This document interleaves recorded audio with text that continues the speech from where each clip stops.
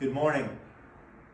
Another question that we get is we're going to either epoxy floor, the garage floor, and we need to move the equipment, or we're remodeling a little bit and we just need to get the water softener away from the wall, whether they're putting new sheetrock on or something like that. With the Aqua Systems control valve and design that they made, this is very, very easy.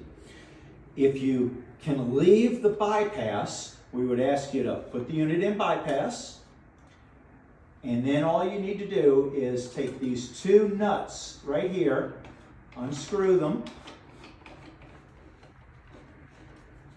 and what will happen is the unit will separate. You can move this, slide it, put it in the utility room or whatever. This can still be on the wall, and hopefully they'll be able to do all the work underneath it or even behind it if this is out of the way, and then obviously the salt tank can be rolled out of the way also. Another nice option, if you want to, the way that this valve was designed, very, very good engineering in my mind,